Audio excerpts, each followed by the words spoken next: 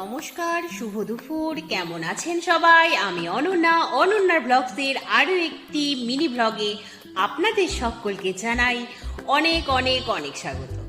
আজ দিনটি বুধবার, দুপুর এখন 1:30 মতো বাজে। আমি আর আমার মিষ্টি কলিগ বেরিয়ে পড়েছি একটা ছোট্ট কাজ মেটানোর জন্য। যদিও আমাদের বসের পারমিশন নিয়েই বেরিয়েছি। যাই হোক, ছোট্ট কাজটা মিটিয়ে অফিসে ফিরে গিয়েছিলাম। অফিসের বাকি কাজগুলো সেরে যথারীতি দুজনে মিলে অফিস ছুটি হওয়ার পরে বেরিয়ে পড়েছি। গন্তব্য তো বাড়ি, কিন্তু তার আগে সেরে নিতে হবে নিজেদের ডিউটি। সে ডিউটিটি হলো আগামীকাল যেহেতু বৃহস্পতিবার, ঘরের গৃহলক্ষ্মীর পুজোর জন্য পান, কলা, ফল আর ফুল। তারপর যথারীতি টোটোতে চেপে বাড়িতে ফিরে এলাম। আজ যেহেতু ছুটি একটু আগেই হয়েছে, বলতে সন্ধে হওয়ার আগে, সেই জন্যই বাড়িতে এসে মায়ের সাথে চলে এলাম ছাদে।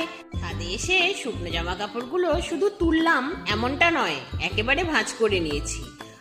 আজ সকাল থেকেই নিদারুণ রোদের তাপ আর ভীষণ প্যাচপেচে গরম পড়েছে, আর নেওয়া যাচ্ছে না।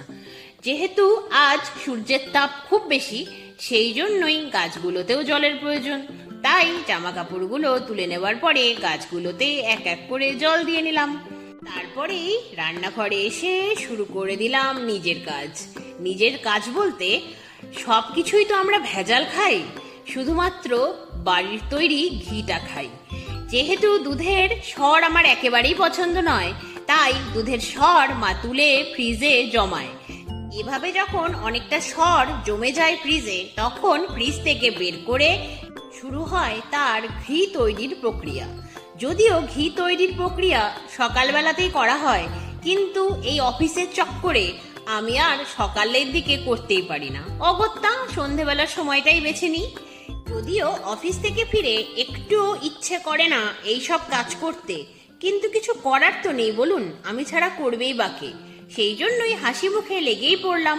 মাঝখানে আবার সান্ধ্যকালীন চা পর্বটাও সেরে নিলাম।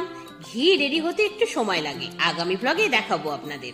আজকের মতো এই পর্যন্তই, আবার দেখা হবে অন্য একটি মিনি ব্লগে। সবাই খুব ভালো থাকবেন, বাই বাই।